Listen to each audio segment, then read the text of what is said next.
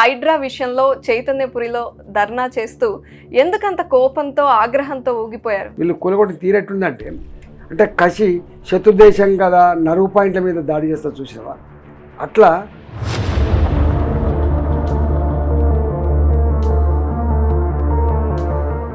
పేదలకి ఒక న్యాయం, బిగ్ షాట్స్కి ఒక న్యాయమా? పేదలకి జరిగినప్పుడు వచ్చి రాజకీయ నాయకులు మాట్లాడుతున్నారు, అండగా ఉంటున్నారు, కానీ బిగ్ షాట్స్కి ఏదైనా జరిగినప్పుడు ఎవరు ముందుకు రాలేకపోతున్నారు, రాజకీయ కోణంలో ఆలోచిస్తున్నారు అని మాట్లాడుతున్న వారికి ఏం చెప్తారు? హైడ్రాకి పెద్దోళ్ళు చిన్నోళ్ళు తేడా ఉందా లేదా నాకు తెలియదు,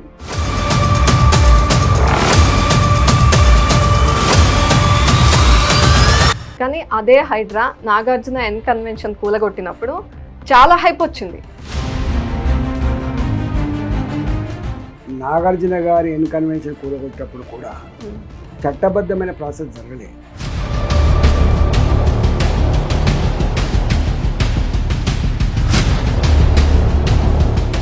దానం నాగేందర్ గారు మీ మీద కొన్ని ఆరోపణలు చేశారు, విన్నారా? మీ వరకు వచ్చిందా? పార్టీకి నష్టం చేస్తున్నారని చెప్పి పార్టీని బతికించుకోవడానికి మంత్రులంతా రంగంలో దిగి ఇలా మాట్లాడుతుంది తప్ప, లేకపోతే రేవంత్ రెడ్డి గొప్ప పని చేస్తారని మాత్రం ఎవరికి లేదు.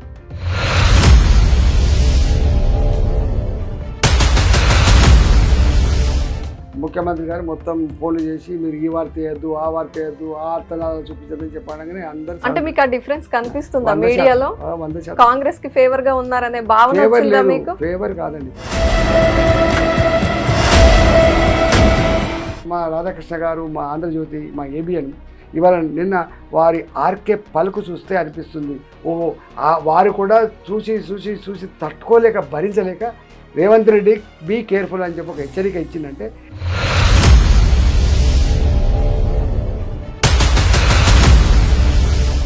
రేవంత్ రెడ్డి గారు సీఎం అయ్యి ఇంకా కొన్ని రోజుల్లో 1 year అవ్వొస్తుంది. అయితే మీకు ఆయన పరిపాలనా విధానం ఎట్లా అనిపిస్తుంది? రాష్ట్రంలో తండ్రి పాత్ర పోషించాల్సినటువంటి రేవంత్ రెడ్డి ఒక సైకోలాగా, ఒక సాడిస్ట్ లాగా బిహేవ్ చేస్తున్నట్టుగా కనపడతా ఉంది ఇక్కడ. రేవంత్ రెడ్డి గారు ఏమంటారు పదే పదే, నేను ఎవరు చెప్పినా వినను, ఎవరు చెప్పినా వినడు, ఏమవుతాడంటే సైకో అవుతాడు.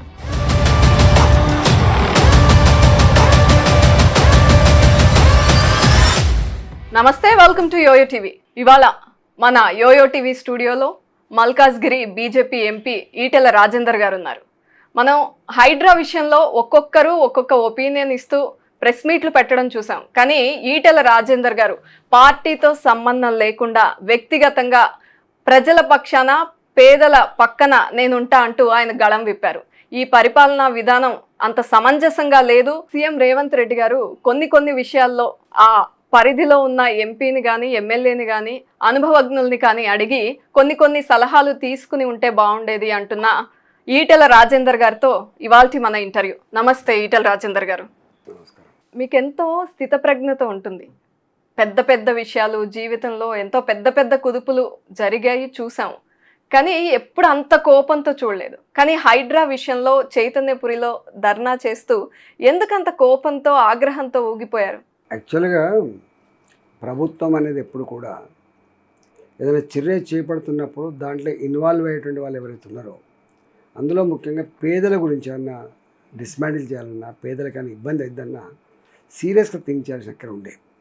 కానీ ఎందుకు రేవంత్ రెడ్డి ప్రభుత్వం పేదలంటే చులకన భావంతో వీళ్ళు ఏం చేస్తారులే అనేటువంటి ఒక ఆలోచనతో వాళ్ళ ఇళ్లను కూలగొట్టుకుంటూ పోతున్నప్పుడు వాళ్ళ ఆర్తనాదాలు, వాళ్ళ గోస ఎవరు పట్టించుకునే నాదులు లేడా అని చెప్పి వెక్కి ఏడుస్తున్నప్పుడు నాలాంటి వాడు అక్కడ ఎంపీ ఉన్నాడు.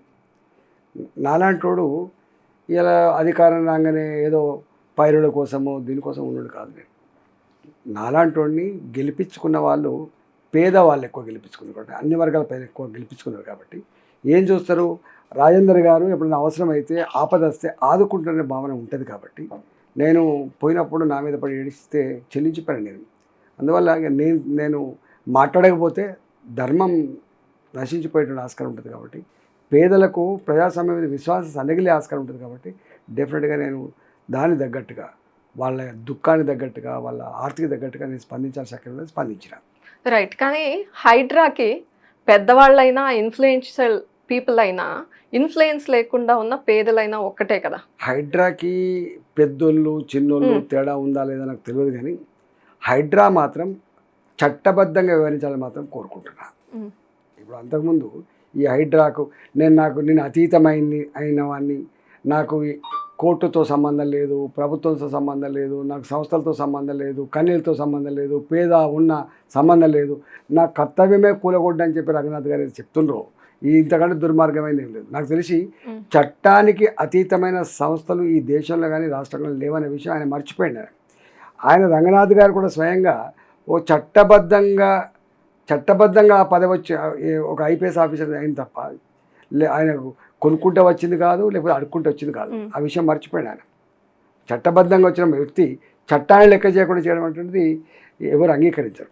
అందుకని దెబ్బలు గట్టిగా తగులుతున్నాయి వాళ్ళకి. రైట్. కానీ అదే హైడ్రా నాగార్జున ఎన్ కన్వెన్షన్ కూలగొట్టినప్పుడు చాలా హైప్ వచ్చింది.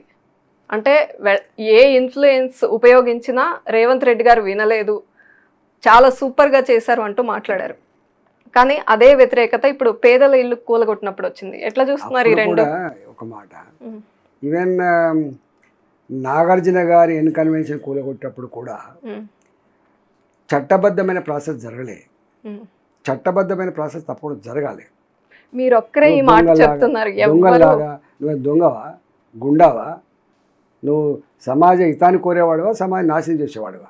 సమాజ హితాన్ని కోరే సందర్భంలో కూడా వాళ్ళు డిగ్నిఫైడ్ పర్సన్స్, వాళ్ళు డిగ్నిఫైడ్ పర్సన్స్, వాళ్ళని దొంగలు కాదు, అది ఎత్తుకపోయేది కూడా కాదు అది. కానీ చట్టబద్ధంగా ఇక్కడ కూడా వివరించలే ఆయన. అందుకని కోర్టు తప్పటిది ఇక్కడ. అవునా, శనివారం ఎందుకు వస్తున్నావు, ఆదివారం ఎందుకు వస్తున్నావు అంటే నీకు కోర్టులో పోతున్న భయమా? అంటే కోర్టుల మీద నీకు గౌరవం లేదు, నమ్మకం లేదు, నీకు జడ్జిల మీద నమ్మకం లేదు, నీకు చట్టం మీద కూడా నమ్మకం లేదు. మరి చట్టం మీద నమ్మకం లేని, కోర్టు మీద నమ్మకం లేని నువ్వు ఎట్లా ముందుకు పోతావు అని చెప్పి వాళ్ళు అడుగుతున్నారు. ఇవాళ నిజంగా వాళ్ళకి ఏమైనా సెన్సిటివిటీ ఉంటే వాళ్ళకు జ్ఞానోదయం కలగాల వాళ్ళకి. అంటే ఎంత అండమక్కడికి వివరించిండ్రు, ఎంత గుండాలాగా వివరించిండ్రో దాన్ని బట్టి మనకు అర్థం కావాలి. రెండోది, ఇప్పుడు ఇది ఒక్కటే కాదు, ఇంకొక దగ్గర కూడా పోయి వీళ్ళు కూలగొట్టి తీరేట్టుందంటే, అంటే కసి శత్రుదేశం కదా, నరువు పాయింట్ల మీద దాడి చేస్తారు చూసినావా, అట్లా వాళ్ళ ఇంటి మీద దాడి చేసి కూలగొట్టడం ఒక ఆస్పెక్ట్, భయపెట్టడం కూలగొట్టడం ఆస్పెక్ట్. కానీ ఇంట్లో ఉన్న సామాన్లు కూడా డోజర్లు పెట్టి తొక్కిచ్చే పద్ధతిలో చూసినావా, ఎక్కడో కాడ సాడిస్టిక్ మెంటాలిటీ ఉంటుంది తప్ప, కసి ఉంటుంది తప్ప ఆ పని చేయరు. ఎంత కసి ఉండాల్సి అక్కర్లేదు జనరల్గా. ఒకరి బిల్డింగ్ ఆయన నాకు చెప్పుకుంటూ ఎడుతున్నాడు, 50 లక్షల రూపాయలు శాండిలర్సే ఉండే సార్, కనీసం తీసుకొని ఏమని అడిగినా చాలా ఇష్టంగా తెచ్చుకునే సార్ అన్నాడు. ఒక గట్ల దుర్మార్గమైన పని చేశారు. రెండవది, ఇలా ప్రజలందరూ కూడా ఒకవైపు వీళ్ళు ప్రెస్ మీట్లు పెట్టి మాట్లాడుతున్న మంత్రుల మాటలన్నీ కూడా నేను ఒక్కడే అంటున్న వాళ్ళని, మీరు రాసిస్తే మాట్లాడుతున్నారా, చెప్తే మాట్లాడుతున్నారా, ఫీల్డ్ మీదకి పోండి. ప్రజలు వాళ్ళ అంతరంగం ఏందో అర్థమైన తర్వాత మాట్లాడితే మీకైనా గౌరవం ఉంటుంది తప్ప, లేకపోతే ఇలా రేవంత్ రెడ్డి మీద ఏదైతే రేవంత్ రెడ్డి గారు ఏమంటారు పదే నేను ఎవరు చెప్పినా వినడు ఏమవుతాడంటే సైకో అవుతాడు. పేదలు ఒకవైపు నీ రాజ్యంలో పేదవాళ్ళు కన్నీళ్ళు పెడతా ఉంటే నీకు ఆనందం అనిపిస్తుందా? నువ్వు వాళ్ళు కన్నీళ్ళు పెడుతుంటే నువ్వు సంతోషపడుకుంటా ఇంకింత ఉత్సాహంతో ఇంకా కూలగొట్టండి మిమ్మల్ని ఎవరు ఆపలేరని చెప్తున్నావు అంటే నువ్వు శాడిస్ట్వా? ముఖ్యమంత్రి శాడిస్టులు ఉంటారా? ముఖ్యమంత్రి సైకోలు ఉంటారా? ముఖ్యమంత్రులు మానవతా కోణాన్ని ఆవిష్కరించేటువంటి ఇంటి పెద్దలాగా ఉండాలి. కానీ ఒక కుటుంబంలో తండ్రి పాత్ర ఎటువంటిదో రాష్ట్రంలో తండ్రి పాత్ర పోషించాల్సినటువంటి రేవంత్ రెడ్డి ఒక సైకోలాగా, ఒక శాడిస్ట్ లాగా బిహేవ్ చేస్తున్నట్టుగా కనపడతా ఉంది ఇక్కడ. నేను అంటలేను, వాళ్ళ మాటలో చెప్తున్నాను. అట్లా అసలు ఏ ఇంటికి పోయినా కన్నీళ్ళే సార్. నేను ఫర్ ఎగ్జాంపుల్ పనిగిరి కాలనీ అని ఒకటి ఉండదు, నేను పోయినా ఏందమ్మా అని అడిగా. నేను రేపో మాపో నా డెలివరీ డేట్ ఉంది, డ్యూ డేట్ ఉంది. సడన్గా పోలీసు వాళ్ళు వచ్చిండ్రు, నన్ను ఖాళీ చేయమన్నారు. నా ఇల్లు వదిలిపెట్టిన ఎక్కడ పోవాలి సార్ అనేది. అంటే నీకు ఇవాళ మూసి ప్రక్షాళన చేస్తలేవు నువ్వు. ఇది ఇల్లీగల్ భూమి కాదండి. ఆమె ఒక లేఅవుట్లో ఇల్లు ఒక లేఅవుట్లో కొనుక్కొని ఒక చిన్నపాటి రేకుల షెడ్ వేసుకొని బతుకుతుంది. ఆమెకున్న సర్వస్వమే గది, ఆమె డెలివరీ ఉంది. ఇవాళ అనగానైతే నువ్వు మూసి ప్రక్షాళన ఒక 6 నెలల ఏడాదిలో కాదు కదా, సంవత్సరాల తరబడి చేసే పని. ఎల్లగొట్టింది ఆమెను, బిక్కుమంటే వేసుకుంటూ వచ్చింది. ఇంకో దగ్గరికి వచ్చిండ్రు, నీది 3 కోట్ల రూపాయల బిల్డింగ్, నువ్వు చక్కగా ఖాళీ చేస్తావా లేకపోతే కూలగొట్టమంటావా? నువ్వు కనుక ఈరోజు ఖాళీ చేయకపోతే, నీకు ఇచ్చిన డబుల్ బెడ్రూమ్ కనుక తీసుకోకపోతే నీకు ఇంత డబుల్ బెడ్రూమ్ కూడా రాదని చెప్తారు. భూమి కొనుక్కొని కట్టుకున్న 3 కోట్ల విలువైన భూమికి 5 లక్షల రూపాయలు డబుల్ బెడ్రూమ్ ఇస్తాను, నీకేమైనా బుద్ధి ఉందా? ఎవడు నువ్వు అసలు? వీళ్ళు అంటున్నారు, అన్ని లంగమాటలు మాట్లాడుతున్నారు. వీళ్ళు బఫర్ జోన్లని, తర్వాత ఎఫ్టీఎల్ అని చెప్పి RBX అని రాసిపోతున్నారు. రివర్ బెడ్ అని చెప్పి ఎక్స్ అని రాసిపోతున్నారు. వాళ్ళ ఇండికేషన్ ఏందో వాళ్ళ సిగ్నల్ ఏందో మాకు తెలియదు. కానీ బాజాప్తా 40 ఏళ్ల క్రితం లేఅవుట్ చేయబడి అన్ని అనుమతులతో ఇల్లు కట్టుకున్నటువంటి వాళ్ళ గూడుకు చేరుకొట్టేటువంటి దుర్మార్గమైన ప్రయత్నం వీళ్ళు చేస్తున్నారు. ఎక్కడ ప్రజలతో మాట్లాడే పాపన పోలేదు. అందుకని వీళ్ళు చేస్తున్నటువంటి నీచమైన పనికి కడుపు మండి ఆ ఆవేదన దుఃఖాన్ని ఆవిష్కరించే ప్రయత్నంలో వాళ్ళ ఎంపీగా నేను స్పందించాల్సి వస్తుంది. నేను ఒకటే అంటున్నా, ఇవాళ మీకు ఏమన్నా ప్రజల పట్ల విశ్వాసం ఉన్నా, ప్రజాస్వామ్యం పట్ల గౌరవం ఉన్నా, నువ్వు ప్రజల కోసమే ఉన్నావని అంటే రా, ఫీల్డ్ మీకు రా, నాతో రా, మాట్లాడి ఏమన్నా నిజంగానే నువ్వు ఇంత గొప్ప అద్భుతాలు సృష్టిస్తావు, ఇలా వాళ్ళకు నష్టం జరిగినా కూడా సమాజం గొప్ప లాభం ఉందని చెప్పి కన్విన్స్ చేయి, మాట్లాడదాం. నేను మూసి ప్రక్షాళన వ్యతిరేకం కాదు, నేను చెరువులు గొప్పగా ఉండాలని దానికి వ్యతిరేకం కాదు. కానీ నువ్వు ఎంచుకున్న పద్ధతి మాత్రం బాగాలేదు, దొంగల పద్ధతి, రౌడీల పద్ధతి. రైట్. అయితే హైడ్రాకి కొన్ని అధికారాలు ఉన్నాయి, కానీ హైడ్రా నిబంధనల ప్రకారం లేదా రాజ్యాంగం ప్రకారం నోటీసులు ఎంత ముందుగా ఇవ్వాలి, వీళ్ళు ఎందుకు ఇవ్వట్లేదని అనుకుంటున్నారు నోటీసులు? వాళ్ళకి తెలుసు ఇవన్నీ కూడా ఆనాటి రెవెన్యూ అధికారులు కావచ్చు, ఆనాటి సబ్ రిజిస్టర్ ఆఫీసర్లు కావచ్చు, ఆనాటి జిహెచ్ఎంసీ లేకపోతే గ్రామ పంచాయతీ కావచ్చు, బాజాప్తా లేఅవుట్లకు పర్మిషన్ ఇచ్చిండ్రు, బాజాప్తా బ్యాంకులలో లోన్ తీసుకున్నారు. పైసలు వాళ్ళు 20 ఏళ్ళ క్రితం 30 ఏళ్ళ క్రితం వెలిసినటువంటి కాబట్టి వాళ్ళకు నోటీసులు ఇస్తే చెల్లదు, కాబట్టి వాళ్ళకి అమ్మకం లేదు. అట్లా రైట్. మీరు కొన్ని కూలగొట్టినట్టు కొన్ని వాళ్ళకు కక్షపూరితమైనట్టు. నాకు తెలిసి బీఆర్ఎస్ పార్టీ అధికారం ఉన్ననాడు పర్మిషన్ తెచ్చుకున్నారని చెప్పి అక్కస్తో కూలగొట్టచ్చు తప్ప, లేకపోతే వీళ్ళకి శాంతి లేదు. రైట్. అయితే మీరు ఒక ప్రెస్ మీట్లో మాట్లాడుతూ ఇదంతా నాగార్జున కన్వెన్షన్ని కూలగొట్టడం అయితే శాంపిల్గా చేశారు, కానీ హైడ్రా వెనుక చాలా పెద్ద అజెండా ఉంది అని మాట్లాడారు. ఆ సీక్రెట్ అజెండా ఏమై ఉంటుందని మీ ఆలోచన? ఓపెన్ అండి, నేను చెప్తున్నా. ఇప్పుడు వీళ్ళకు ఏదో సమాజ ఉద్ధారకులు కాదు వీళ్ళు. నేను మాట్లాడే కాదు, మీరు రేవంత్ రెడ్డి గారు అమెరికాలో మాట్లాడిన ఒక ఇంటర్వ్యూ తీసుకొచ్చుకోండి, మీరు వేయండి, మీరు అంటే తెలియాలి ప్రజలకి. అంటే టీవీల ధర మీలాంటి ధర ఏం తెలియాలి అంటే గతం ఏంది, ఇప్పుడేంది, చెప్పింది ఏంది, చేస్తుంది ఏంది తెలియాలి కదా. ప్రజలు బెస్ట్ జడ్జెస్. రేవంత్ రెడ్డి అమెరికాలో ఉన్నప్పుడు అబద్ధాలు ఆడే నాయకులనే నమ్ముతారు, అబద్ధాలు ఆడాలని కోరుకుంటారు, మోసగించాలని కోరుకుంటారు, ప్రజలే కోరుకుంటారు.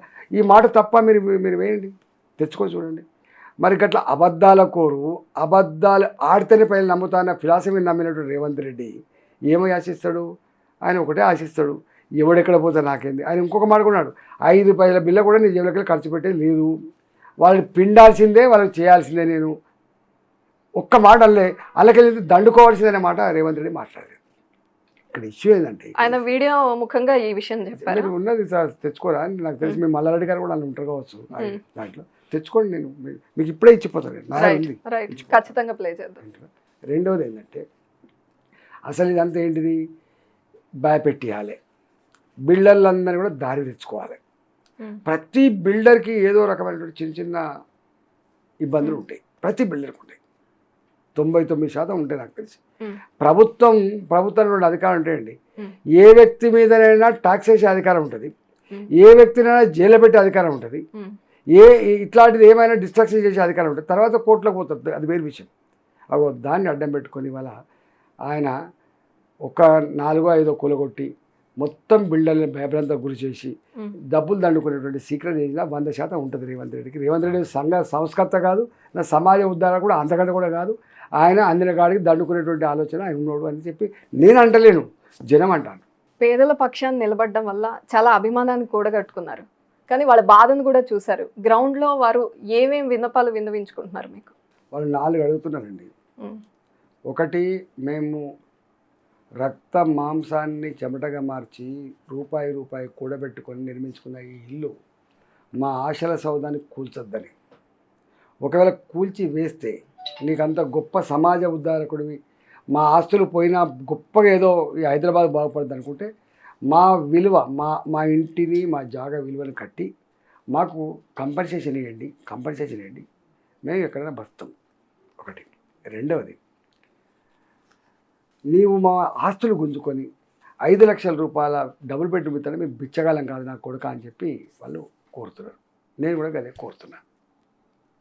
మూడవది, ఒకవేళ నీవు కనుక మా ఇల్లు కూల్చేసి మా కాలనీ తీసుకొని నువ్వేదో ఐమాక్స్ ప్రసాద్ ఐమాక్స్ లాంటివో జలవిహార్ లాంటివో కట్టుకొని పెద్ద పెద్ద గద్దలకు కట్టబెట్టే దుర్మార్గమైన ప్రయత్నం చేస్తే నీకు క్వశ్చనే లేదు, మీరు సహకరించే ప్రశ్న ఉత్పన్న కానీ చెప్పాలంటున్నాను. ఇది నేను నీ కొడుకు కోరుతున్నా. రైట్. మీరు ఒక సందర్భంలో రేవంత్ రెడ్డి గారిని సంజయ్ గాంధీతో పోల్చుతూ మాట్లాడారు. ఆయన కూడా ఢిల్లీలో ఒకటి ఇలాంటిదే చేసి మారుతి ఫ్యాక్టరీకో షోరూమ్కో ఒక స్థలాన్ని కేటాయించారు అని. ఎందుకు అంత తీవ్రంగా స్పందించారు? అంటే వాస్తవంగా ఇప్పుడు ఇందిరాగాంధీ గారు ఉన్నప్పుడు జనరల్గా భూ సంస్కరణలు తెచ్చిందని, రేపు పివి నరసింహారావు తెచ్చినప్పుడు కూడా భూ సంస్కరణలు తెచ్చిందని, బ్యాంకులు జాతీయకరణ అని, పేదోళ్ళకి ఇల్లు కట్టించిందని, ఎక్కువ భూములు కాంగ్రెస్ పంచిందని చెప్పి మనం అంటూ ఉంటాం. జనరల్గా ఇందిరాగాంధీ మీద ఆ భావన ఉంటుంది. కానీ ఢిల్లీలో కొన్ని వేలాది చిన్న చిన్న రేకుల షెడ్లు, చిన్న చిన్న పెద్ద వేలాది షెడ్లు, టర్క్మన్ గేటు దాని ప్రాంతం, ఎమర్జెన్సీలో ఎవడు రావడానికి వీల్లేదు, ఎవడానికి మాట్లాడడానికి వీల్లేదు, చీకటి రాజ్యం అది. ఆ టర్క్మన్ గేట్ కాడినటువంటి మొత్తం అంటే ఢిల్లీ సుందరంగా కనబడాలని పేరిట దాని కింద నలిగిపోతున్న పేదల బతుకుల గురించి సంజయ్ గాంధీ ఆలోచించలే. వాటిని నలిపేసి ఆ మొత్తం భూమిని చదును చేసి మారుతి కంపెనీకి అప్పచెప్పాడు. ఇలా ఆయన ఫిలాసఫీ ఆయన చదువుకున్నట్టుంది, ఆయన ఫిలాసఫీ చదువుకున్నట్టుంది. అందుకని హైదరాబాద్లో ఈ విధ్వంసానికి ఒడిగడుతుండు రేవంత్ రెడ్డి. అయితే బీజేపీ పార్టీ ఎప్పుడూ కూడా ఈ విషయం మీద ఏ నాయకుడు కూడా స్పందించలేదు, అలాగే పార్టీ పరంగా స్టాండ్ తీసుకోలేదు. కానీ ఈటెల రాజేందర్ గారే బయటకు వచ్చి ప్రజల పక్షాన పోరాడుతున్నారు. ఏంటిది, ఎందుకు, ఏదైనా అజెండా ఉందా అని మాట్లాడే వాళ్ళకి ఏం చెప్తారు? తప్పండి. అంటే నేను ఇక్కడ ఎంపీని కదా, మీకు ఫస్ట్ మీకు రైట్. సమాజానికి అర్థం కావాల్సింది ఏంటంటే, నేను మలకాయిరి పార్లమెంట్ సభ్యుడిని. నా చెరువులు కానీ మూసి పరివాహక ప్రాంతం అతి ఎక్కువ ఉన్నటువంటి నియోజకవర్గం నా నియోజకవర్గం. ఈ డిస్ట్రక్షన్, ఈ విధ్వంసం అంతా కూడా నాదే జరుగుతుంది. కాబట్టి పార్టీ ఉన్నప్పటికి కూడా నేను ఎంపీని కాబట్టి వాళ్ళకు ఒక మాట ఇచ్చిన, నేను మీ పక్షాన ఉంటా, పిలిస్తే పలికే నాయకుడిగా ఉంటా, మీ కష్టాల్లో సుఖాల్లో భాగం పంచుకుంటా, మీ కాళ్ళకు ములిగితే పన్నుతో పికుతా అని చెప్పి మాట ఇచ్చిన నేను.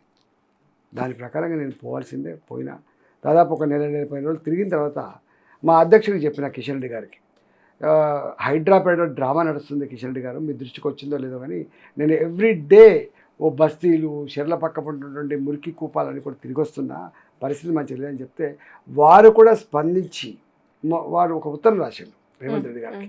ఈ హైడ్రాపేట చేస్తున్న పని ఏంటిది, ఈ మూసి ప్రక్షాళన జరుగుతున్నటువంటి అదేందో, ఇది ఏకపక్షంగా పోతున్నావు, ఎవరిని కన్సల్ట్ చేయలేకపోతున్నావు, పేదలకు ఇబ్బంది అవుతున్నట్టుగా మొత్తం కనపడతలేదా అని చెప్పి వారు కూడా ఒక ఉత్తరం రాశారు. అందుకని సరే, పార్టీ అంటే మా అధ్యక్షుడిగా ఆయనే కాబట్టి, మా అధ్యక్షుడు కూడా ఉత్తరం రాశారు కాబట్టి డెఫినెట్గా మా పార్టీ విధానం అది. రైట్. అయితే ఈ డిస్కషన్ అంతా మీరు చైతన్యపురిలో ధర్నా చేయకముందే మాట్లాడారా ఆయనతో? మాట్లాడినా. అది 2 నెలలు అవుతుందండి. ఇవాళ హైడ్రా ఇదంతా ఇవాళ 2 రోజుల నుంచి రాలేదండి, 2 months అవుతుంది. కాకపోతే ఛానల్ చూపించలే కావచ్చు, ఇప్పుడు ఛానల్ అన్నీ కూడా మేనేజ్ చేయబడుతున్నాయి. ముఖ్యమంత్రి గారు మొత్తం ఫోన్లు చేసి మీరు ఈ వార్త వేయద్దు, ఆ వార్త వేయద్దు, ఆ అర్థనాలు చూపించదని చెప్పగానే అందరూ. అంటే మీకు ఆ డిఫరెన్స్ కనిపిస్తుందా మీడియాలో? 100% కాంగ్రెస్ కి ఫేవర్ గా ఉన్నారనే భావన వచ్చిందా మీకు? ఫేవర్ కాదండి, ఫేవర్ అనేది మేము ఎందుకో మరి వాళ్ళు కూడా ఆత్మను చంపుకుంటారు. ఏ మీడియా అయితే ప్రజల పక్షాన నిజాయితీగా ఉన్నానో ఆ మీడియా కూడా అప్పుడప్పుడు నియంత్రించబడుతుంది. కేసీఆర్ అన్నప్పుడు నియంత్రించబడ్డది, మళ్ళీ ఇప్పుడు కూడా నియంత్రించబడుతుంది. నేను అప్పుడు చూసిన కొన్ని టీవీ ఛానల్ అయితే బానిసల లెక్కనే భావించి పనిచేసినాయి. మాలాంటోళ్ళను ల్యాండ్ గ్రాబర్గా చిత్రీకరించినాడు, మాలాంటోళ్ళు ఇట్లా భావం పడని భూమిని మిగుతున్నాడు, ఎట్లేసినా మేము చూసినాం. కాబట్టి ఇవి మీడియా కూడా ఇవాళ స్వతంత్రంగా యాక్ట్ చేసే పరిస్థితి చాలా తక్కువ. కొద్ది పత్రికలు, కొద్ది ఛానల్ ఉన్నాయి తప్ప మెజారిటీ ఛానల్. కానీ ఇప్పుడు మీడియా మీద కూడా ఆంక్షలు, కక్షలు మీడియా మీద కూడా జరుగుతున్నాయి కదా, రాజకీయ నాయకుల్లో కూడా తేడా రావాలి కదా. ఇప్పుడు ఏ పార్టీకి ఆ పార్టీకి ఒక పేపర్ అయిపోయింది, ఏ పార్టీకి ఆ పార్టీ ఒక ఛానల్ అయిపోయింది. స్వతంత్రంగా ఉన్న ఛానల్ తక్కువ, ఉన్న ఛానల్ కూడా మీకు ఏమైనా యాడ్ చేయకపోతే బతకవు కాబట్టి నీకు యాడ్స్ రావాలంటే మేము చెప్పిన పని వినాలని చెప్పి ఆ నియంత్రణ సీఎం గారి ఆఫీస్ నుంచి వెళ్ళి దానికి ఒక స్పెషల్ సెల్ ఉంటుంది, రోజు మాట చేస్తూనే ఉంటారు. ఒక వార్త రాగానే ఇది ఎందుకు వేస్తున్నారండి అని చెప్పి వాడే డిక్టేట్ చేసేటువంటి పరిస్థితి మనం చూసే రోజులలో డెఫినెట్గా నాలాంటి వాడు తిరుగుతున్న వార్తలు రాలేదు. వార్తలు రాలే, టీవీలో రాలే, పేపర్ రాలే. అవును, కొన్ని అంశాల్లో నిజంగానే మీరు అన్నట్టు మీ లైవ్స్ చాలా తక్కువగా చూపించడం జరిగింది. అది ప్రజలు కూడా అబ్జర్వ్ చేశారు. అది ఎందుకని అనుకుంటున్నారు మీరు? నియంత్రిస్తారు. ఈటల రాజేందర్ గారు ఎక్కడ ఫోర్ ఫ్రంట్కి వస్తాడో, మాకు ఇబ్బంది అవుతుండో భయం ఉంటుంది వాళ్ళకి. నాలాంటి వాడికి నేను మాజీ మంత్రి, నేను ఒక 2 సార్లు పార్టీ ఫ్లోలో ఉంది. తెలంగాణ వ్యాప్తంగా నన్ను గుర్తుపట్టని పది ఉండదు. ఈటల రాజేందర్ అంటే కేర్ ఆఫ్ అడ్రస్. ఎక్కడ అన్యాయం ఉంటే, ఎక్కడ పేద ప్రజలకు అన్యాయం జరిగితే కొట్లాడుతున్నటువంటి మనిషిని నేను వట్టి ఉంది రాస్తుంటారు. మామూలుగా వట్టి ఉంది చూపిస్తుంటారు ముఖదంపుడు ఉపన్యాసం లెక్క. కానీ అంతో ఇంతో అక్కడికి వచ్చే పని చేస్తున్నాడు. నా రాతలు రాయరు, అయినా నేనేం బాధపడలే. నేను ఎప్పుడు నువ్వు ఎందుకు రాస్తలేవు అని చెప్పి అడగలే. నేను ఎప్పుడు వీటిని నమ్ముకొని బాగుపడలే. నేను ప్రజల్ని నమ్ముకొని, నేను మూడింటిని నమ్ముకుంటా. ధర్మం నమ్ముకున్నోని, ప్రజల్ని నమ్ముకున్నోని, శ్రమని నమ్ముకున్నాను. నేను ఇవాళ 2 నెలలుగా నేను ఇంత పని చేస్తున్నప్పటికీ, పేపర్లో టీవీలో రాకపోయినప్పటికి కూడా ప్రజలే మౌత్ టాక్లో మొత్తం హైదరాబాద్ స్ప్రెడ్ అయింది. ఇవాళ ఇర్రెస్పెక్ట్ ఆఫ్ కమ్యూనల్, ఇర్రెస్పెక్ట్ ఆఫ్ పార్టీ, అందరికి ఏమైపోయిందంటే రాజేంద్రన్న ఉన్నాడు ఈ హైదరాబాద్లో, మా మల్కాయి సగం హైదరాబాద్ ఉన్నాడు. ఆయన ఉండబట్టి మొత్తం హైదరాబాద్ కింద రక్షణ కవచంలాగా ఉన్నాడు అనే భావన మాత్రం వచ్చింది. ఇలా ఒక మాట చెప్పాలంటే, నాకు ఎవరు సర్టిఫికేట్ ఇవ్వాల్సి అక్కర్లేదు, కానీ హైదరాబాద్ ప్రజానికం మాత్రం మా బిడ్డ ఒక ఉండేటువంటి అక్కడే చేసుకునేది మాత్రం సంపూర్ణంగా తృప్తినిస్తాను. ఖచ్చితంగా ఈ విషయంలో ప్రజల మద్దతు చాలా కూడగట్టుకున్నారు. కానీ దానం నాగేందర్ గారు మీ మీద కొన్ని ఆరోపణలు చేశారు. విన్నారా? మీ వరకు వచ్చిందా? ఆయన అధ్యక్ష పదవి కావాలంటే ప్రయత్నించుకోవచ్చు, కానీ ఇట్లా ప్రభుత్వంని బదనాం చేసే పని చెయ్యొద్దు అంటూ గట్టిగా స్పందించారు. వారే నిన్న మొన్న స్పందించినట్టున్నది. నేను మొదలై చెప్పిన హైడ్రా దూకుడు ఆపాలని, పేదల జోలికి పోవద్దని, గుడిసెలు కూల్చొద్దని చెప్పి వారే మాట్లాడారు. నాకు ఇంకొక మాట, దానం నాగేందర్ నాకు తెలిసి ఈ గడ్డ మీద నాకు వ్యక్తిగతంగా ఎవ్వరు శత్రువులు లేరు. నాకు వ్యక్తిగతమైన ఎజెండా కూడా లేని విషయం వారికి కూడా తెలుసు. నేను కొట్లాడుతుందల్లా పేదల గురించి కొట్లాడతా. కానీ నాకు ఇప్పుడు ఇంకా అధ్యక్ష పదవి గురించి ఆలోచించేది చిన్నగా లేను. నేను ఆల్రెడీ నా జీవితం ధన్యమైపోయిందండి. నేను ఎన్ని పదవులు అనుభవించానో అన్ని పదవులు అనుభవించిన ఇప్పటికే. టీఆర్ఎస్ పార్టీలో ఉన్నప్పుడే 2 సార్లు నేను పార్టీ ఫ్లో లీడర్ అయినా. తెలంగాణ మూమెంట్ సందర్భంగా ఫ్లో లీడర్ అయ్యి ఇలా నా అసెంబ్లీలో నేను నిర్వహించిన పాత్ర ఇప్పటికీ తెలంగాణ గర్భంలో నిక్షిప్తంగా ఉంటుంది. నా తదుపరి నేను మొట్టమొదటి ఆర్థిక మంత్రి చేసిన, తక్కువేం చేసిన, నేను 6 బడ్జెట్లు ప్రవేశపెట్టిన. నాకేం తక్కువ గౌరవం దొరకలే అక్కడ. కరోనా కష్టకాలంలో నిజంగా సరే బాధలు ఉండొచ్చు, కానీ ఆ కరోనా కష్టకాలం కష్టమట్టే ఈటలు ఎట్లా తట్టుకుంటాడో అనేది కూడా నిరూపించింది కరోనా. గిన్ని పదవులను అనుభవించిన నేను ఇప్పుడు వీళ్ళ దగ్గరికి వచ్చి నేను మా అధ్యక్ష పదవి కోసం పోటీ పడుతున్నట్టుగా, లేదా కేంద్ర మంత్రి, నాకేం అవసరం అండి? నా అవసరం ఉందని భావిస్తే, నాకు ఆ క్వాలిటీ ఉందని భావిస్తే వాళ్ళని గుర్తిస్తారు. కానీ నేను ఎప్పుడు అడుక్కుంటాను కాదు. అయితే ఇక్కడ మీరు అడుగుతున్నారని కానీ ప్రయత్నిస్తున్నారని కానీ ఎక్కువగా వినిపించలేదు, కానీ పార్టీ అధిష్టానం మీ వైపు చూస్తోంది అనే మాట బయటకు వచ్చింది. అయితే దీనికి బండి సంజయ్ గారు అడ్డుకట్ట వేస్తున్నారని కూడా బయటకు వస్తుంది. ఏమంటారు? ఒకరు అడ్డుకట్ట వేస్తే ఆగుతుందా అండి? ఒకరు అడ్డుకట్ట వేస్తే ఆగుతుందా? ఎవరి క్వాలిటీ వాళ్ళకు ఉంటుంది, ఎవరి శక్తి వాళ్ళకు ఉంటుంది, ఎవరి పలుకుబడి వాళ్ళకు ఉంటుంది. అది చెరిపేస్తే చెరిగేది కాదు. 4 రోజులు కనుమరుగు చేసే అధికారం ఉండొచ్చు, కానీ 4 రోజులు కనుమరుగు చేసే అధికారం ఉండొచ్చు, కానీ దాన్ని శాశ్వతంగా కనుమరుగు చేసే అధికారం ఎవరికి లేదు. రైట్. ఫైనల్గా రేవంత్ రెడ్డి గారు సీఎం అయ్యి ఇంకా కొన్ని రోజుల్లో 1 year అవ్వొస్తుంది. అయితే మీకు ఆయన పరిపాలనా విధానం ఎట్లా అనిపిస్తుంది? అంటే ఇంత తక్కువ టైంలో ప్రజల చేత ఏవగించుకోబడుతున్నటువంటి సీఎంగా ముద్రపడ్డాడు ఒకటి. రెండవది అంటే ఆయనకు కూడా తెలుసు ఈ మనకు అధికారం వచ్చేది ఉందా, మనం ఇచ్చేది ఉందా అని దాంతో మొదలుపెట్టినట్టు. ఒక గుట్టకైతే ఒక గడ్డిపోస కడుతున్నా, పోతే గడ్డిపోస లేకపోతే వస్తే గుట్ట అనుకున్నాడు. అనుకోకుండా ఆయన కలిసి వచ్చింది. ఆ కేసీఆర్ మీద ఉన్నటువంటి వ్యతిరేకతతో ఆయన బై డిఫాల్ట్ ఆయన గవర్నమెంట్ వచ్చింది అని సీఎం అని తప్ప, ఆయన పెద్ద ఈయన ఎఫిషియెంట్ అని, ఈయన గొప్పగా ఏదో చేస్తాడని చెప్పి ఏం రాలేదు. ఇలా ఆయనకి నేను ఎన్నికల ముందు ఒక మాట చెప్పిన, రేవంత్ రెడ్డి గారు ఎన్నడూ ఒక మంత్రిగా పనిచేసిన అనుభవం లేదు, ఎన్నడూ నిలబడి ఒక ఎమ్మెల్యేగా ఒక ఎంపీగా పనిచేసిన అనుభవం లేదు. మరి ఏది పదే మాట్లాడుతూ పోతున్నాడు. మరి ప్రజలు కూడా నమ్ముతున్నట్టు ఉన్నది అని అనిపించింది. అప్పుడే అన్నాను నేను ఒక మాట, రేవంత్ రెడ్డి ఈ 6 గ్యారెంటీలు ఏవైతే, ఒక గ్యారంటీ ఇప్పుడు రైతుకు సంబంధించిన గ్యారంటీ రాహుల్ గాంధీ గారు వరంగల్లో ఆవిష్కరించారు. మహిళా పాలసీ, మహిళా గ్యారంటీ, విద్యార్థి గ్యారంటీ, ఇట్లా అనేక వర్గాలది 6 గ్యారంటీలు పెట్టాడు. నేను అడుగుతున్నా, ఒక్కటంటే ఒక్కటి దీన్ని సంపూర్ణంగా అమలు చేసే దమ్ము లేదు. మహిళలకు ఉచిత బస్సు ప్రయాణం అనేది పెద్ద ఇష్యూ కాదు. కానీ ఇప్పుడు ఇంతెందుకంటే ఇవాళ చూసిన తుమ్మల నాగేశ్వర గారు మాట్లాడుతూ చూసినాం. మొన్ననే రేవంత్ రెడ్డి గారు మొత్తం ఓడింగ్స్ అన్నీ పెట్టించింది తెలంగాణ వ్యాప్తంగా. రైతు రుణమాఫీ చేసి, సంపూర్ణంగా రుణమాఫీ చేసి నా జీవితం ధన్యమైంది అన్నాడు. మరి సంపూర్ణంగా రుణమాఫీ చేస్తే మా మేడ్చల్ ఎంపీడీఓ ఆఫీసులో సురేందర్ రెడ్డి అనేటువంటి రైతు నాకు రుణమాఫీ కాలేదని చెప్పి బెంగతో ఎందుకు ఊరేసుకొని చచ్చిపోయాడు, సమాధానం చెప్పాలి. 2, ఇలా ఎందుకు మాలాంటి వాళ్ళని గ్రామాలకు పోతున్నప్పుడు 50% రైతులు రుణమాఫీ మాకు సంపూర్ణ కాలేదని చెప్పి ఎందుకు అంటున్నారు? వాళ్ళే అంటున్నారు ఒక మాట. వాళ్ళు ఏమంటున్నారు, అసలు రైతేమో ప్రభుత్వాన్ని నమ్మట్లేదు, ప్రభుత్వం ఏమో రైతు మీద భారం వేస్తుంది. ఏమంటున్నారు, 2,35,000 రుణం ఉందనుకోండి, మీరు 35,000 ఫస్ట్ కట్టిరా, నేను 2 లక్షలు కడతా అంటున్నారు. వాళ్ళు ఏమంటున్నారు, నా 35,000 కట్టకుండా నీకేం అవసరం, నాకు నీ 2 లక్షల రూపాయలు కట్టమని వాళ్ళు అంటున్నారు. ఇగో ఈ పేచి పెట్టి ఆయన లెక్కలలో చెప్పాలంటే 13,000 కోట్ల రూపాయలు పెండింగ్ ఉందని చెప్తున్నారు.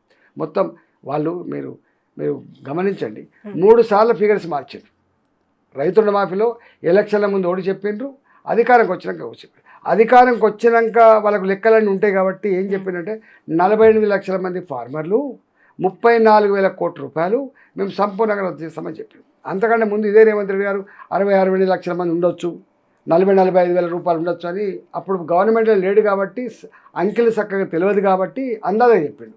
గవర్నమెంట్ వచ్చిన తర్వాత మరి ఏం లెక్క తెలిసిందో ఆయన క్రైటీరియా ఏందో నాకు తెలియదు, కానీ 34,000 కోట్లు అని చెప్పిండు. మరి 34,000 కోట్లలో ఈయన ఇచ్చింది 17,800 కోట్లు అని చెప్పి సీఎంఓ ఆఫీస్ రిలీజ్ చేసిన అంకెలు అవి. 17,900 కోట్లు 18,000 కోట్లు అందాదా రిలీజ్ చేసి, ఆ 18,000 కోట్లు కూడా నిజమా అబద్ధం అనేది ఇంకా ఇప్పటికీ వ్యవసాయ శాఖ దగ్గర లెక్కలు లేవు. వాళ్ళు అంటున్నారు మాకే లెక్క తెలియదు సార్. మరి వ్యవసాయ శాఖే లెక్క తెలియకపోతే మరి ఇంకెవరి తెస్తుందో వాళ్ళు చెప్పాలి. నేను ఆ డిస్ప్యూట్లకు పోతాను. ఒకవేళ వాళ్ళు 18,000 కోట్లు అనుకున్నా కూడా ఇంకా 16,000 కోట్ల రూపాయలు మరి పే చేయాలి. ఎప్పటిలోగా పే చేస్తారు, ఎట్లా పే చేస్తారు చెప్పాలి కదా వాళ్ళు. బీజేపీ పార్టీ అక్కస్తు చేస్తలేము మేము ప్రతిపక్షంలో ఉన్నాం. మా బాధ్యత ఏముంటుంది, రైతాంగానికి ఏ సమస్య వచ్చినా వాళ్ళ పక్షాన్ని నిలబడి కొట్లాడే పార్టీగా ఉండాలి. కాబట్టి మేము గ్రామాలకు పోయినప్పుడు మాకు ఇచ్చిన సమాచారం మేము అడుగుతున్నాం. ఎప్పుడుతో అని చెప్పాలి, కానీ మా మీద ఏమో అక్కసు మాకు లేదు, అక్కసు మీకున్నది. ఇక ఆ తదుపరి ఏ ఒక్క గ్యారంటీ నేను అడుగుతున్నా, మహిళలకి 1,00,000 రూపాయలు కళ్యాణ లక్ష్మి వస్తుంది, దానికి తోడుగా తులం బంగారం ఇస్తా అని చెప్పి. తులం బంగారం అంటే నాకు తెలిసి 60,000 ఉందో 50,000 నాకు తెలియదు, మరి 60,000 ఉండొచ్చు. ఏ ఒక్క పెళ్ళి కూడా ఇవ్వలేదు ఇప్పటిదాకా. ఆడపిల్లలకు మీరు స్కూటీ కొనిస్తా అని చెప్తే డిగ్రీ చదివే ఆడపిల్లకి ఎవరు కొనియకపోతే, ఓ మహిళలారా, ఓ తల్లులారా, మీకు కష్టాలు ఉన్నాయి ఎక్కువ, మీరు కుటుంబాన్ని పోషిస్తున్నారు, 2,500 రూపాయలు నెలకు ఇస్తా అని చెప్తుంది. ఇంతవరకు ఏమి సాకలేదు. 2,000 రూపాయల పెన్షన్ ఏం పిచ్చాది నీకు, తెలంగాణ రిచెస్ట్ స్టేటు, 4,000 ఇస్తా అని చెప్తుంది. ఇంతవరకు 4,000 రూపాయలు దేవుడెరుగు, ఉన్న పెన్షన్ పీకెత్తాను రోజుని. ఇవాళ హ్యాండిక్యాప్డ్ పెన్షన్లలో చాలామందికి మీరు వచ్చి మళ్ళీ సర్టిఫికేట్ తీసుకోవాలని చెప్పి పిలిపించుకొని ఆ సర్టిఫికేట్లను కూడా రద్దు చేస్తున్నారు. ఇలా కాళ్ళు లేని, నడుములు వంకరపోయినా, చేతులు లేనటువంటి, కళ్ళు లేనటువంటి ఈ హ్యాండిక్యాప్ల పెన్షన్లు కూడా 40% ఇచ్చి వాళ్ళకు అంతకుముందు 70%, 80% ఉన్నటువంటి హ్యాండిక్యాప్డ్ పర్సంటేజ్ వీళ్ళు తీసుకుపోయి 40% తీసుకొచ్చి రద్దు చేస్తున్నారు. ఇక్కడ ఏం జరుగుతుందంటే 4,000 రూపాయల పెన్షన్ రాకపోగా కొన్ని పెన్షన్లు పీకేస్తారు. హ్యాండిక్యాప్డ్ పెన్షన్ 6,000 రూపాయలు రాకపోగా ఉన్న పెన్షన్లు పీకేస్తారు. ఇవాళ నేను ఎవరు నమ్మాలి చెప్పు? గవర్నమెంట్నే తీసేస్తున్నప్పుడు నువ్వు 2,500 రూపాయలు ఇస్తామని చెప్పి ఎట్లా నమ్ముతామండి? అందుకనే మోసం మాటలు తప్ప అనేక ఇట్లాంటి చెప్పుకుంటూ కొన్ని 100 ఉన్నాయి. ఈ రైతులకైతే ఎన్ని ఇచ్చిండండి? 2 లక్షల రూపాయలు రుణమాఫీ ఎట్ టైం చేస్తా. ఓ తెలంగాణ రైతులారా, నా మాట వినండి, నమ్మండి. మీకు రుణం లేకపోతే బ్యాంకుకి ఇప్పుడే వెళ్ళండి, 2 లక్షల రూపాయలు తీసుకోండి, నేను 9వ తారీఖున అధికారంకి వస్తా, 10వ తారీఖున సంతకం పెడతా అని చెప్పి ఆయన నేను ఏమంటానంటే, ఇప్పుడు బీజేపీ మాట్లాడడము, లేకపోతే మీరు ధర్నాలు చేయడము, రైతులు తిట్టడం పక్కన పెడితే, రేవంత్ రెడ్డి గారు నేను ఏం సూచన చేస్తున్నా అంటే, నీకు ఏమైనా విజ్ఞత ఉంటే నీవు ఇచ్చిన మాట నిలుపుకునేటువంటి మనిషివే అయితే నువ్వు ఆనాడు మాట్లాడిన మాటలన్నీ ఒకసారి టీవీలలో విని దీంట్లో ఏం చేయగలిగినా, ఏం చేయలేకపోయినా, ఏం చేయగలను చెప్పరాదు? ఎవడంటాడు మరి చెప్పండి. మాటలేమో కోటలు దాటే, కాళ్ళు మాత్రం తంగలు దాటినట్టు ఉండే. నేను అడుగుతున్నా రేవంత్ రెడ్డి గారిని, రిటైర్డ్ అయ్యేటువంటి ఉద్యోగికి వాళ్ళకు వచ్చే బెనిఫిట్స్ ఇవ్వలేకపోతున్నావు. నిజం కాదా రేవంత్ రెడ్డి గారు చెప్పండి? దాస్తే దాగుతుందా ఇది? 2, ఇవాళ హెల్త్ డిపార్ట్మెంట్లో పనిచేసినటువంటి సిబ్బందికి అవుట్సోర్సింగ్ సిబ్బంది జీతాలు లేక 4-5 నెలలు అవుతుంది. నిజం కాదా మీరు చెప్పండి? 3 ఏళ్ళు అవుతుంది. 2021-22 అనుకుంటా నాకు తెలిసి 3 సంవత్సరాలుగా పేద పిల్లలు చదివేటువంటి డిగ్రీ ఇంటర్మీడియట్ కాలేజీలలో లేదా ఇంజనీరింగ్ కాలేజీలలో ఇవాళ 3వ సంవత్సరం ఇది 3వ సంవత్సరం. ఇంతవరకు వాళ్ళకి ఫీ రియంబర్స్మెంట్ రాకపోతే వాళ్ళ సర్టిఫికెట్లు ఎక్కడైనా ప్రైవేట్ నౌకరీ పోదామన్నా గవర్నమెంట్కి ఏదైనా అప్లై చేసుకుందామన్నా సర్టిఫికెట్ లేకపోతే వాళ్ళే స్వయంగా డబ్బులు కట్టి సర్టిఫికెట్ తీసుకుపోతున్నమాట. వాస్తవం కదా? ఇవాళ ఆ ఫీ రియంబర్స్మెంట్ ఇవ్వలేక వాళ్ళు పిలిపించేసి మీరు ఏమంటారు, సెటిల్ చేసుకోండి. ఏం సెటిల్ చేసుకుంటారో చెప్పండి? నిన్ను నమ్మి వాళ్ళు చదువు చెప్పిరి, జీతాలు ఇవ్వకుండా ఆగుతుందా? కరెంటు బిల్లు కట్టకుండా ఆగుతుందా? బిల్డింగ్లకు కిరాయి కట్టకుండా ఆగుతుందా? లేదా బిల్డింగ్ సొంతంగా కట్టుకుంటే బ్యాంక్ రుణాలు ఆగుతాయా? చెప్పండి. 3 ఏళ్ళు అవుతుంది, ఎట్లా నడుస్తాయని చెప్పండి? నీ రాజ్యంలో ఇవాళ కాలేజీల పరిస్థితి ఇట్లా ఉన్నది, కాలేజీలో చదివేటువంటి విద్యార్థుల పరిస్థితి ఇట్లా ఉండదు. ఇంకా నువ్వు ఎన్ని చెప్పినావు ఇవన్నీ చెప్తే ఉడవదు.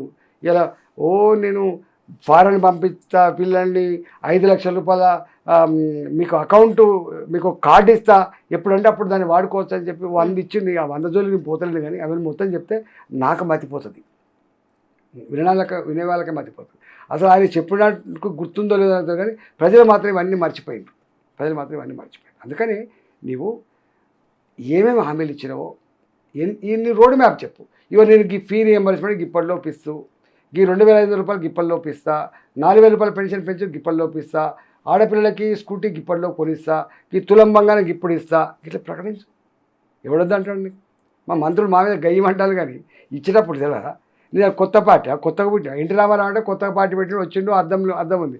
నీ పార్టీ 100 సంవత్సరాల పైబడి చరిత్ర ఉన్న పార్టీ, నీ పార్టీ రాష్ట్రంలో 45 సంవత్సరాలు పాలించిన పార్టీ, నీ పార్టీ దేశాన్ని పాలించిన పార్టీ, నీకు కూడా నీ దగ్గర అనేక మంది అనుభవం ఉన్నటువంటి మంత్రులు ఉన్నారు, ఇక్కడ సలహాదారులు ఉన్నటువంటి పార్టీ.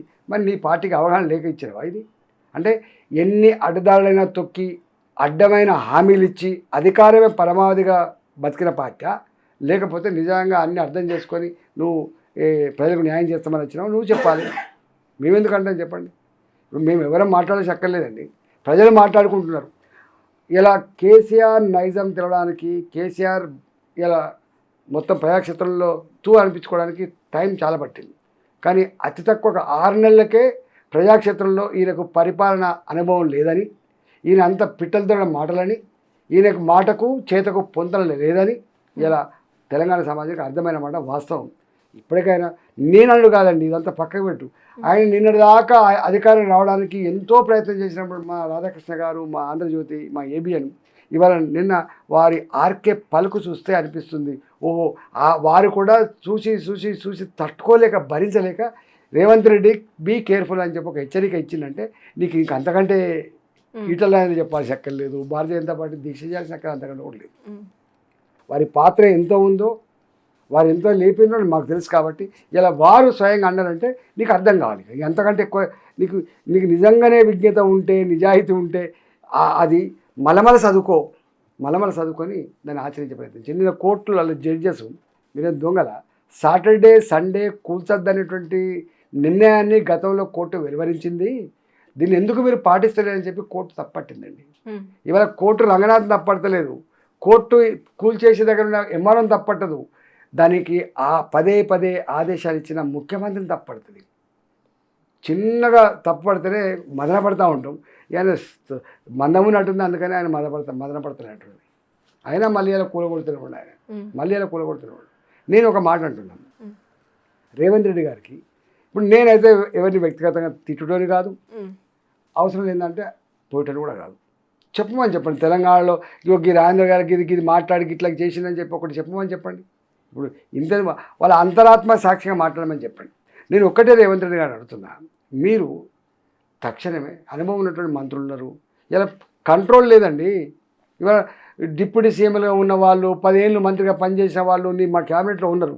వాళ్ళంతా నీకంటే ఎక్కువ అనుభవం ఉన్న వాళ్ళు ఉన్నారు. నువ్వు ఏమి లేనాడు వాళ్ళు పెద్ద స్థానంలో ఉన్న వాళ్ళు. కరెక్టే. మరి వారు సలహాలు ఇస్తే ఈయన తీసుకోలేదు అనుకుంటున్నారా? అసలు వారు సలహాలు ఇచ్చే స్థాయిలో వీళ్ళు ఉంచలేదు అనుకుంటున్నారా? ఏముందో వాళ్ళకే మరి కోఆర్డినేషన్ ఉందో లేదో. ఇప్పుడు అనుకోకుండా నాకు అదృష్టం కలిసి వచ్చి ముఖ్యమంత్రి అయ్యిండు. జనరల్గా ఉంటుంది. మా ముంగట గిట్లుండే గట్లుండే ఇలా గిట్ల అయిపోయిండు అనేది ఉంటుంది ఇంకా. కానీ ఉందాగా నాకు అనుభవం లేకపోవచ్చు, కానీ మీ అనుభవాన్ని నేను స్వీకరిస్తా, కలిసికట్టుగా పనిచేద్దామని చెప్పి అనాలి. నాకు తెలిసి బలవంతంగా కాంగ్రెస్ పార్టీ ప్రభుత్వం మీద నెగిటివ్ అవుతుంది కాబట్టి మంత్రులు మాట్లాడుతున్నారు, కానీ లేకపోతే వాళ్ళ అంతరాత్మ ప్రకారం మాట్లాడతలేరు. వాళ్ళకు కూడా తెలుసు రేవంత్ రెడ్డి చేసేటువంటి దూకుడు, రేవంత్ రెడ్డి తీసుకునే నిర్ణయాలు, ఏకపక్ష అంటే ఒంటెద్దు పోకడలు పార్టీకి నష్టం చేస్తున్నాయని చెప్పి పార్టీని బతికించుకోవడానికి మంత్రులంతా రంగంలో దిగి ఇలా మాట్లాడుతుంది తప్ప, లేకపోతే రేవంత్ రెడ్డి గొప్ప పని చేస్తారని మాత్రం ఎవరికి లేదు, ఇంక్లూడింగ్ దానం నాగేందర్తో సహా. అందువల్ల నేను ఏమంటున్నా అంటే ఇప్పటికైనా కూర్చొని నీ రోడ్ మ్యాప్ ఏంది. ఇప్పుడు గవర్నమెంట్ అంటే కేవలం అధికార పార్టీ ఎమ్మెల్యేలు మంత్రులే కాదు, శాసనసభ ఉంటుంది. ఏదైనా ఇట్లాంటి డిసిషన్ తీసుకున్నప్పుడు నీ పార్టీలో చర్చించుకోవాలి, దాన్ని తీసుకొచ్చి అసెంబ్లీలో పెట్టాలి, అక్కడ చర్చ జరగాలి, జరిగిన తర్వాత నువ్వు అమలు చేసుకో, బాధ లేదు. కానీ ఎవరికి చెప్పకుండా ఇవాళ నేను ఎంపీని ఉండండి, నేను మలకాగిరి ఎంపీని, నువ్వు నా కూకడపల్లిలో నల్ల చెరువు దగ్గర కూలగొడుతున్నావు, నా దగ్గర అనేక చెరువుల నోటీసులు ఇస్తూ ఉన్నావు, నా దగ్గర మూసీ నది పక్కపడి ప్రజలను వేధిస్తూ ఉన్నావు. ఒక్క మాట మరి రాజేంద్ర గారు నువ్వు ఇక్కడ ఎంపీ ఉన్నావు, మరి రా అని చెప్పి అడుగుతలేవు, మా కార్పొరేటర్లను అడుగుతలేవు. అంటే గవర్నమెంట్ వడ్డుకోవడానికి అఖిలపక్ష సమావేశాలు పెట్టిన సందర్భాలను చూసిన. సీజన్ వచ్చింది వడ్డుకోవాలంటే గన్ని బస్తాల గురించి, కాంటాల గురించి, హమాలి గురించి, డబ్బుల గురించి మీటింగ్ పెట్టి చర్చిస్తారు. కానీ మీరు ఇంత పెద్ద నిర్ణయంలో కేసీఆర్ అంటే ఎవరిని పట్టించుకోలేదు, ఓకే పట్టించుకోలేదు కాబట్టి కానీ నీకు అధికారం ఇచ్చారు బొందబెట్టి వాళ్ళని. ఇలా నువ్వు కూడా అదే పని చేస్తే చెప్పండి. నీవు ప్రతిపక్ష పార్టీలు ఉన్నాయి, గెలిచిన ఎంపీలు ఉన్నారు, గెలిచిన ఎమ్మెల్యేలు ఉన్నారు, గెలిచిన కార్పొరేటర్లు ఉన్నారు, ఏ ప్రాంతంలో ఎవరున్నారో మీటింగ్ పెట్టు, what is wrong in it చెప్పండి. ఇవాళ చెప్తున్నావు నువ్వు, ఇవాళ ఏం చెప్తున్నావు, ఇలా నువ్వు ఏకపక్షంగా చేసి ఇదంతా నేను కాదు ఆల్రెడీ కేసీఆర్ గవర్నమెంటే చేసింది, ఎస్పీవి లాంచ్ చేసింది, విధి విధానాలు ఖరారు చేసింది, అందుకని నేను దాన్ని తూచా తప్పకుండా చేస్తున్నానని చెప్తున్నావు కదా. అంతకుముందు చెప్పబోతుంది ఇదంతా స్టార్ట్ అయింది కాబట్టి చెప్పగలవు, కానీ లేకపోతే ఇక్కడ చెప్తున్నా చెప్పండి.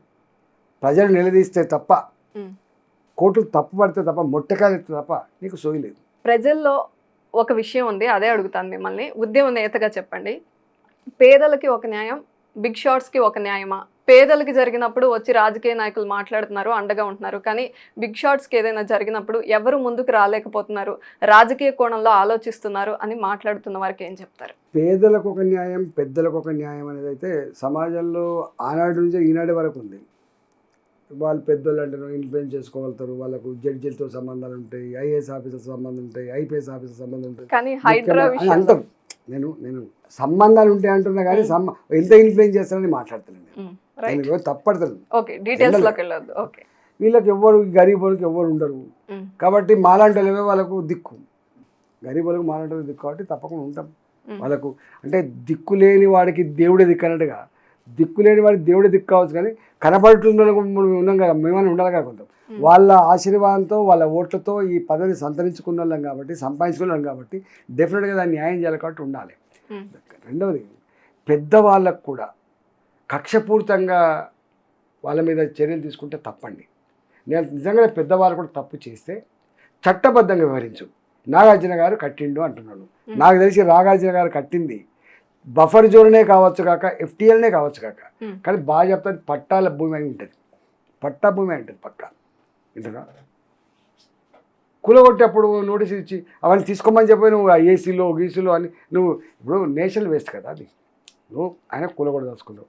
ఇప్పుడు హైదరాబాద్ ఆయనకు 4 నెలల రోజులు టైం ఇస్తే నీకు ఏం భయం అంటే కోర్టుకు పోతే ఇది కూలగొట్టకుండా ఆర్డర్ వస్తుందని చెప్పి భయం కదా నీకు కదా. అంటే కోర్టు మరి నిజంగానే ఎందుకు ఇస్తుంది కోర్టు? ఆడ పట్టా భూమి ఉంటుంది, మీ గవర్నమెంట్ ఆల్రెడీ పర్మిషన్ ఇచ్చి ఉంటుంది, ఒక అసెట్ రూపంలో నిలిచి ఉన్నది, ఇప్పటికిప్పుడు వచ్చిన నష్టం లేదు కాబట్టి టెంపరీ ఒక స్టే ఇస్తుంది కావచ్చు, అంతే కదా నువ్వు భయపడే. అందుకని దొంగ లెక్క కూలగొడుతుంది. ఇవాళ కూలగొడు ఏం చేసావు మనం? నేను అడుగుతున్నా, రేవంత్ రెడ్డి గారికి నేను ఒక చిన్న సూచన చేస్తున్నాను. ఇవాళ పర్యావరణవేత్తలారా, సమాజ హితాన్ని కోరేటువంటి సంఘ సంస్కర్తలారా, నేను మీకు ఒక మాట అడుగుతున్నా.